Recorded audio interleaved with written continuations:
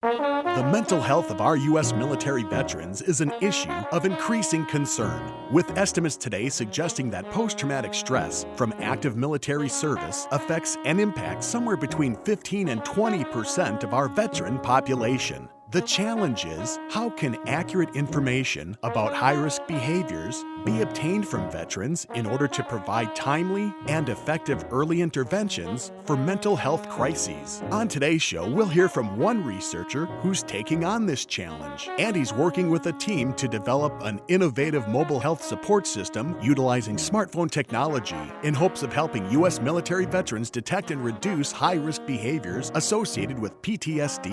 What do the behaviors that are associated with high-risk events look like? Anger is one of the least researched emotions, and so one of the things that we're trying to do is challenge that and say, can we look scientifically at this? And I think that's going to really open things up. And later, we'll hear about how some students in our community spent their summer working in translational science. I'm Adesha Williams. My name is Ayman Hisahaku. And I am one of CTSI's 500 stars. It's a look at an innovative solution toward helping military veterans battling PTSD through research, technology, and community inside this edition of CTSI Discovery Radio.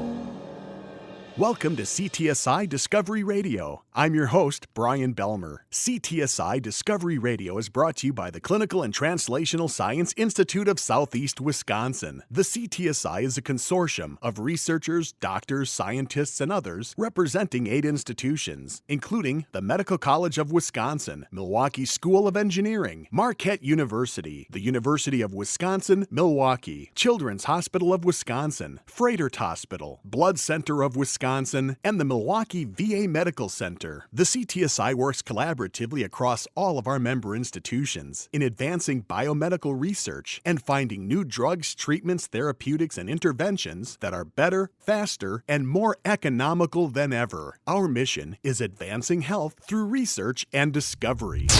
With over 2 million military service personnel deployed to Afghanistan and Iraq since 2001, there's been a sharp increase in the sheer number of military veterans diagnosed with post-traumatic stress disorder. Recent numbers indicate that as many as 2 out of 10 or 20% of troops are impacted by PTSD following their service overseas and upon returning to civilian life. PTSD is typically a chronic condition, and unfortunately, it's often resistant to treatment. Still, researchers are working hard to develop new treatments and interventions that can be effective in addressing PTSD, as well as detect and reduce high-risk behaviors often associated with the disorder. Dr. Zeno Franco is Assistant Professor, Family and Community Medicine at the Medical College of Wisconsin. Dr. Franco has spent the majority of his career working with military veterans. He's currently leading a project in developing an innovative mobile health support system that utilizes smartphone technology in hopes of providing timely and effective early intervention for mental health crises. We had an opportunity to speak with Dr. Franco recently, and we began our conversation by having him talk about the prevalence rate of PTSD among our U.S. military veterans and active military population. Between 10 and 20% of veterans from any different era have PTSD. That would be around 2 out of 10 folks that have served overseas, seen combat. Sometimes it's not even combat related. If you look across the lifespan of a veteran, about 30% of them experience PTSD at some point during their life. How does this compare with past estimates? Is the problem with PTSD health-related issues a growing problem? The sense is that, in part because of the multiple deployments that are happening with OEF, OIF veterans, that's veterans that went overseas to Iraq and Afghanistan after 9/11, instead of like in Vietnam, they would serve for one tour of duty and come back.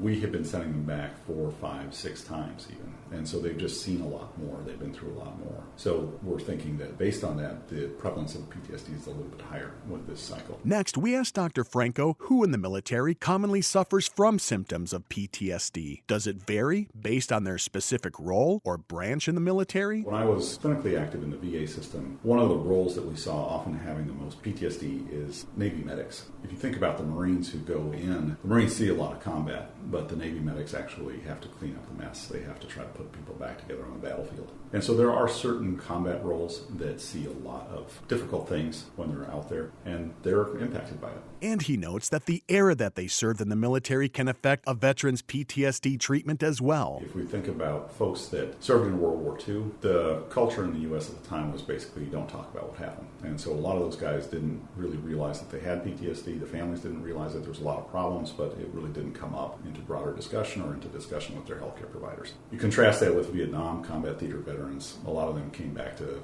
baby killer stuff when they got off the plane. So that kind of cultural context has changed how they experienced things and what their symptoms are, too, if they have PTSD. Diagnoses of PTSD are often associated with high-risk behaviors. Dr. Franco tells us that some of the specific high-risk behaviors can involve everyday common activities, such as driving. In some ways, you think about everything getting amplified. So, the young veterans that are coming back, they're kind of amped up. They're used to being in a high-intensity environment. They're used to a lot of threats being there. And so one of the most common things that I saw when I was treating folks is high-risk driving. So driving too fast, driving down the center lane. And some of this stuff doesn't make sense to a civilian, but when you think about it, when they're in Iraq or Afghanistan, they're dealing with improvised explosive devices at the side of the road. The safest place to be is on the center line. And so we see young guys that come back and are getting arrested for driving recklessly, and it's really because of those military experiences that they have. And it's these high-risk behaviors that can lead to or result in personal crises events for veterans. It runs from binge drinking to kind of suppress feelings that they have. Drug and alcohol abuse is a really common problem. Those things then often spin out into domestic violence or relational problems. We see a lot of divorce. We see a lot of families kind of getting broken up. And there's oftentimes problems at work, and so people have a lot of anger, and they express that in the workplace, and then they get fired. So a huge range of different problems with reintegration. Of course, anyone can experience one, but how much more likely is a veteran suffering from PTSD to experience a personal crisis event compared to their non-military counterparts? The best way to think about that across many different studies is it looks like veterans are sort of twice as likely as a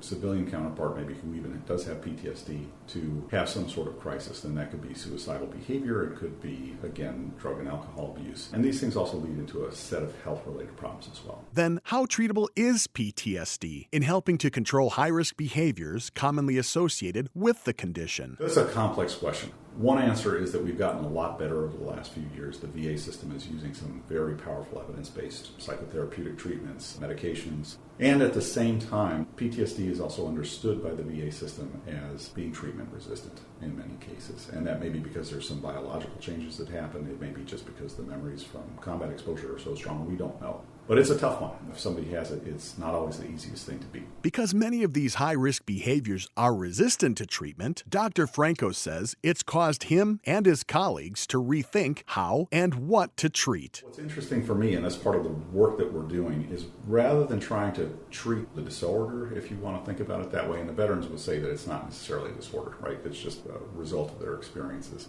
But from the medical perspective, we're still trying to work on it as a disorder. And so if we take that level of thinking, we're trying to approach it from one direction. And so what we've done is we've flipped it and we've said, can we address the behaviors that are coming from this disorder instead of trying to treat the disorder itself? And that's kind of been a big transition in our thinking. As a result, they're developing their own innovative tools and approach. But before we learn about that, we asked Dr. Franco, what are some of the more traditional treatments or interventions for high-risk behaviors associated with PTSD? The VA is using a couple of different things. One is called prolonged exposure, and so that really takes the veteran back through the traumatic memories that they've experienced. Another one is called cognitive processing therapy. It's an approach based in cognitive behavioral therapy, but has a little bit more focus on PTSD. And those are very powerful tools to get at the PTSD itself. But again, our kind of shift is looking at these behaviors that come from it, rather than just focusing on the symptoms themselves. It isn't that these traditional treatments aren't effective. No, not at all. They're the most effective thing that we have out there. But the VA is also asking, are there ways that we can address this differently?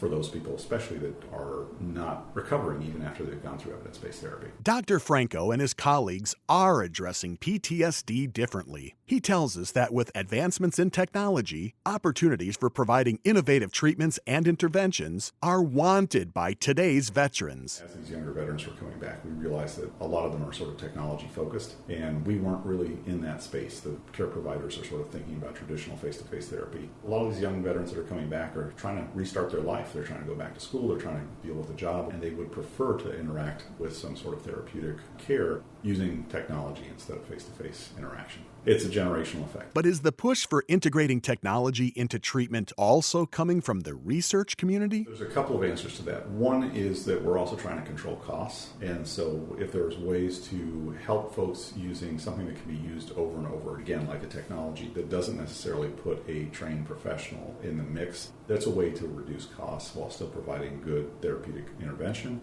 The other flip side of that, and this is really where our research is coming from, is we've thought a lot about personalized medicine over the last few years, but we haven't thought a lot about personalized behavioral medicine. And technology sometimes can address that really effectively. Out of this need, Dr. Franco and a team of cohorts worked with a local veterans organization to identify a possible solution. And they said, look, can we replicate what we're doing, which is veteran peer-to-peer support? So a veteran that has experience in the military, maybe has suffered from PTSD, working with another veteran who is also experiencing symptoms but doesn't know much about the disorder, for example. So they said, can we take that one-on-one program between veterans and can we move that into the digital world a little bit so that we can do some of this outreach using smartphones, for example? So that's what they began working on, with the goal of trying to replicate, if we can, in a digital format, this personal interaction, which is kind of a non sequitur, if you will, right? So we're thinking about how to use technology, but also how to make that technology reflect a one-on-one interaction.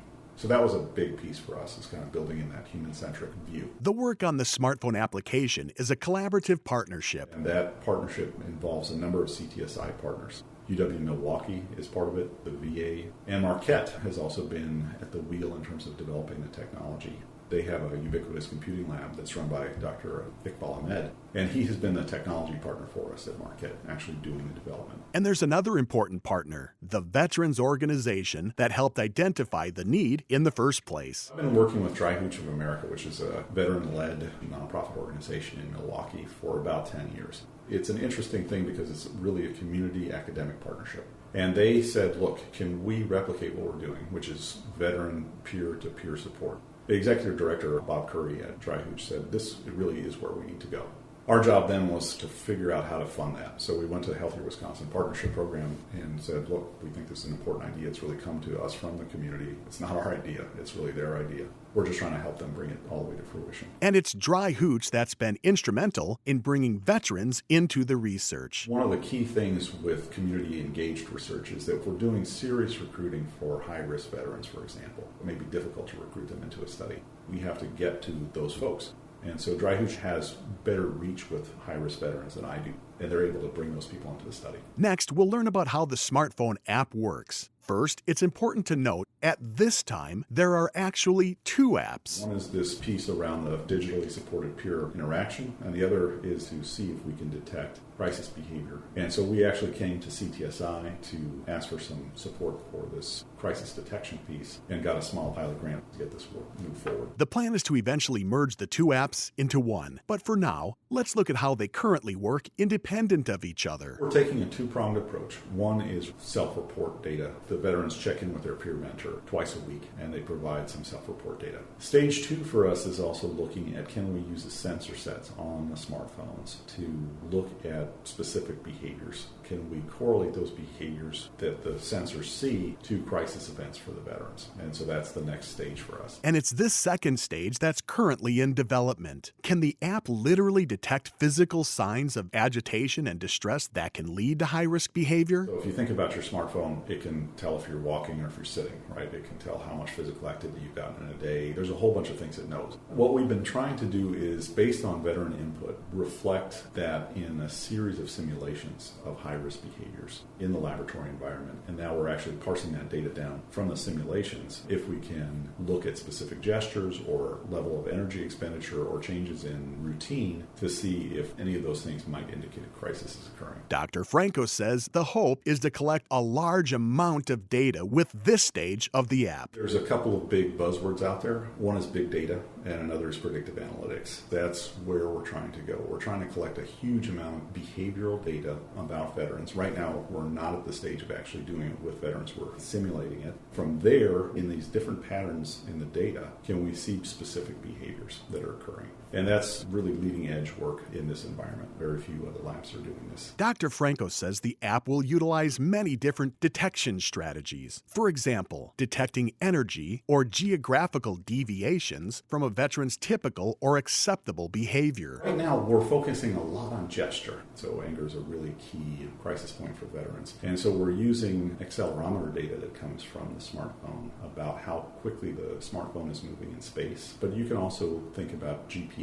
Is that person doing different stuff in terms of where they are in the day? We can tell if somebody's at a bar, right? And so if a veteran has a problem with drinking, you can imagine that an alert would go out to that person saying, hey, what's up? You need to talk to your sponsor. So that's kind of the direction this is going. Social media can also aid in detecting risk behaviors. Another thing that veterans do when they have PTSD is they tend to socially isolate. They're afraid of going out into certain situations that can feel overwhelming to be with a lot of people, and so they may just stay at home when their symptoms are particularly elevated. And so we can figure some of that out from the smartphone, again, from GPS, but also there may be a sudden drop in the number of people that they're talking to every week. That's probably a pretty good indicator that they're isolating, and what can we do to intervene? They're also trying to close the loop on making the app bi-directional so that the veterans can receive information as well as provide it. But he explains why that might not be as reliable as one might think. Right now what it does is it provides information to their peer mentor, because we do feel like having a trained veteran peer mentor is a big piece of this. Just giving the information directly back to the veteran may or may not help.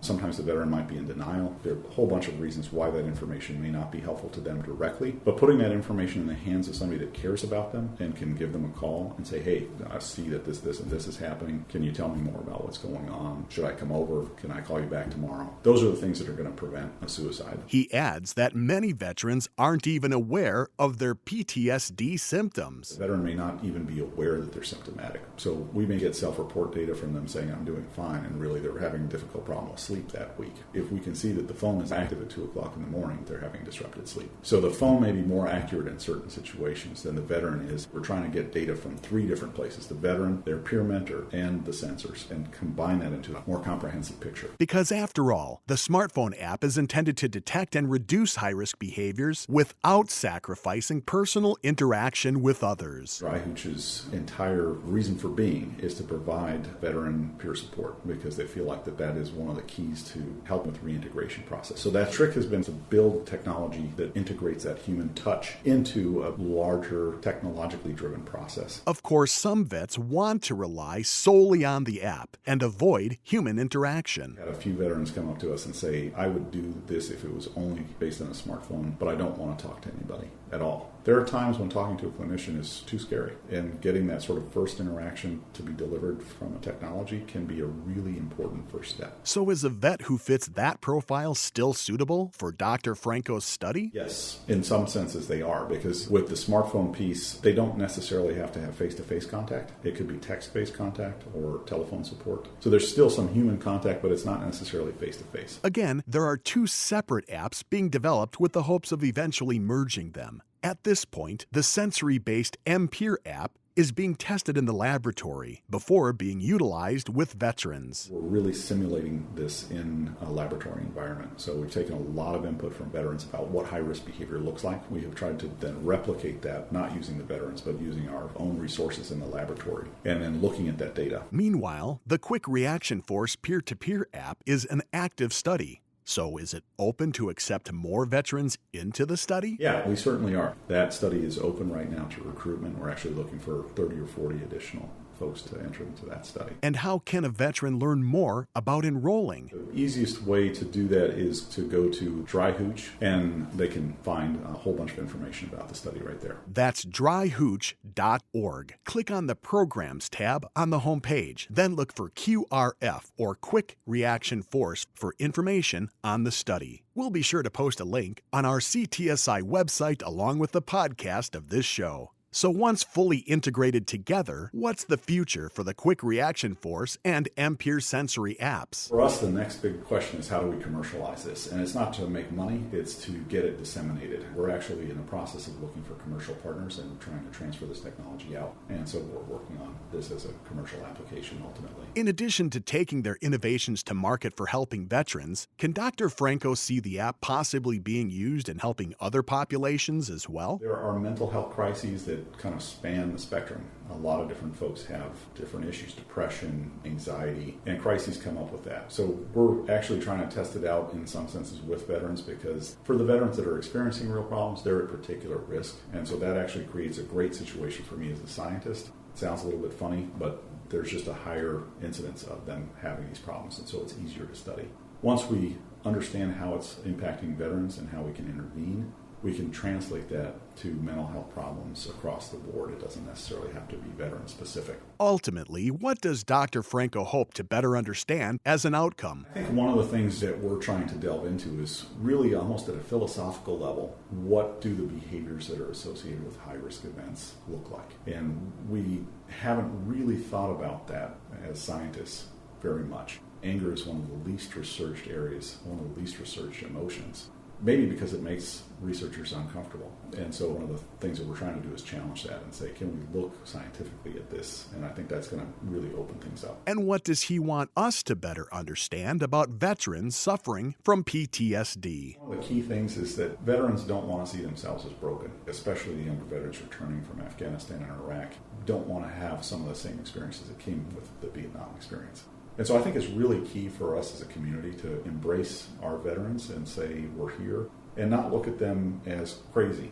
At the same time, we have to remember that there are some veterans that do really, really struggle. Most won't. Most will recover just fine. They'll reintegrate just fine. But there'll be a few, think about 2 out of 10, that are going to be in trouble at some point during their life. And it's our job to reach them. And that can't always be done by a clinician. Sometimes it's done by a boss in a workplace. And if you know that the person that you're working with is a veteran and they're starting to experience some problems, and your mindset is, I can do something about it, that's our responsibility as a community.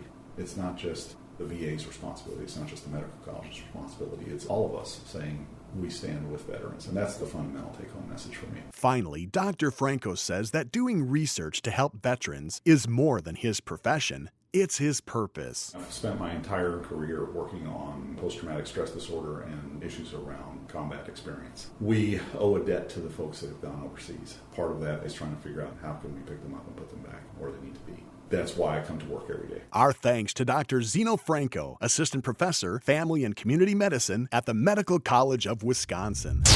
Up next, our CTS Eye on the Community focuses on a group of students who spent their summer vacation working in translational science and research through the CTSI 500 Star Initiative and its Summer Internship Opportunity Program. The 500 Stars Initiative is a pipeline program supported by a generous grant from the Al Hervis Adam Education Foundation, providing learning opportunities for high school and college students to enter and become part of the translational science workforce. One of the key components of the 500 Stars Initiative is its commitment to diversity and focus on increasing underrepresented minorities throughout the translational science enterprise. The 2017 500 Stars recently wrapped up with a poster presentation featuring the students' recent work and a completion ceremony to mark their achievements. We had the pleasure of catching up with 2 of this summer's 500 Stars, and you'll meet them now. My name is Ayman Isahaku, and I am a senior at Nicolay High School. I'm Adesha Williams, and I just recently graduated from Sacred Heart University. The 500 Stars interns work in departments all over the Medical College of Wisconsin campus. So where did Adesha and Ayman spend their summer? I was over at the Eye Institute and I was under the direction of Dr. Carroll in ophthalmology. I spent my internship in the Dr. Ramchandran lab studying ovarian cancer cell proliferation. As part of the completion of their 500 Stars internship, the students present a poster explaining and highlighting the research work they experienced throughout the summer. Today I am demonstrating my research regarding a certain protein recently discovered in our lab and how it relates to how cancer tumors can spread through the body. My poster looked at squirrels' eyes. They're imaging squirrel eyes, and it's kind of cool to relate it back to humans. Squirrels are pretty heavily cone dominant, and humans rely on that as well for their vision. So looking at some of the things that affect squirrels with their cones, we'll be able to make that bridge to see how important it would be to study human diseases in eyes. Both Ayman and Adesha tell us they learned a ton this summer. Among the most significant things they learned, Definitely would say building the relationship with my preceptor. Ben, really looked up to him, just all around great guy. He focused me in on the right direction and let me go a little bit, which was cool because you're kind of still with your training wheels a little bit in college, but he trusted me enough to help him actually work on his manuscript in being able to go through some of this data. Also being able to take squirrel, something that humans kind of see every day, and being able to relate that to what we will need in the future in research and medicine. I'd say just the general feel of being in a research lab and access to all the facilities that we have in our lab. Just being familiar with that kind of stuff will be really valuable for me moving forward, especially that I do want to pursue research eventually in my career. So this early exposure is very beneficial. so while many of their peers spent their summer taking time off, these students chose to spend their summer participating in the 500 Stars program. Why? Science has always been something of interest to me, especially research, and I saw this opportunity as a way to not only be able to continue my research that I already like to do, but to also open a few new doors. For example, I've never done anything with cancer before, and this new cancer research field to me is very interesting, and thought that it'd be really great to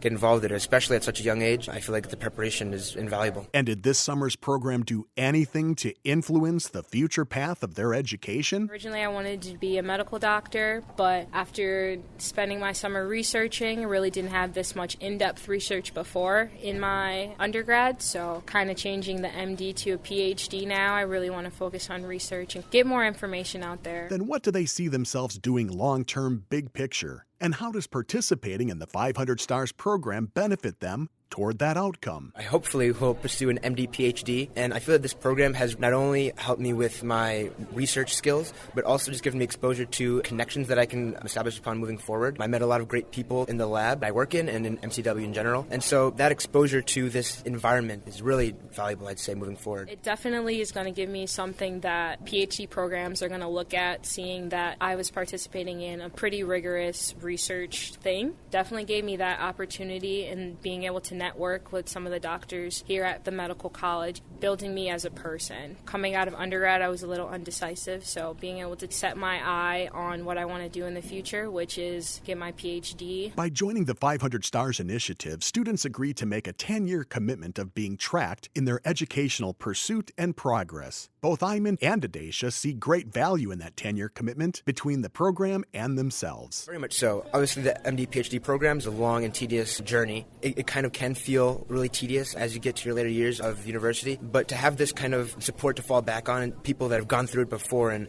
know how to do it and to give you tips and tricks along the way, I think that's very valuable. One of the best things I say of the program. I think it really is important because the networking and everything, I know I can talk to them, and if I do have struggles with finding research, I know I can contact them and they'll set me up. And then also so they can just be proud of their 500 stars and see where we go in our future. And both say if you're thinking you'd like to get involved with the 500 Stars program, 100% do it. If you're at all interested in science, not even in research specifically, I'd never done an in-lab research before, and this just opened the door to me for that. It's really great. You don't have to really know anything, honestly. You can come in and they will teach everything. The stuff that I covered in my lab is far more rigorous than anything covered in the curriculum at my school. I felt way more involved in this. So it's a really great way to spend your summer, and I'd say that it's definitely worth it. I would say do not hesitate. If you have any type of indecision or anything, go for it. It's an awesome program. Test it out. Congratulations to all of our 500 Stars interns on a successful and rewarding summer of learning and fun.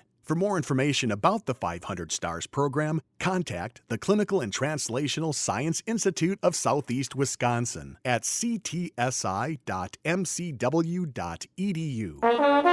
And as summer draws near an end, so does this edition of CTSI Discovery Radio. Once again, our sincere thanks to today's guests, Dr. Zeno Franco, Assistant Professor, Family and Community Medicine at the Medical College of Wisconsin, and Adacia Williams and Ayman Isahaku from the CTSI 500-Star Summer Internship Opportunity Program. I hope you've discovered something by listening to today's show, and I'm doubly hopeful that you'll join us again next time. CTSI Discovery Radio airs the third Friday of every month, so make an appointment on your calendar and join us for each episode. On behalf of the Clinical and Translational Science Institute of Southeast Wisconsin and all of our affiliate partners and members, I'm Brian Belmer, wishing you happy, healthy days ahead. For more information about research, events like our monthly science cafes, or to listen to this program online and on demand, please visit the Clinical and Translational Science Institute of Southeast Wisconsin website at ctsi.mcw.edu.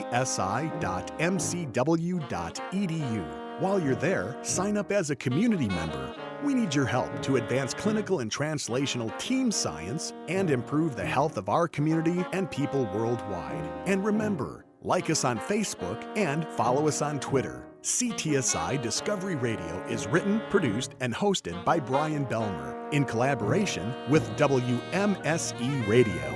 The CTSI and this program are under the direction of Dr. Reza Shakir.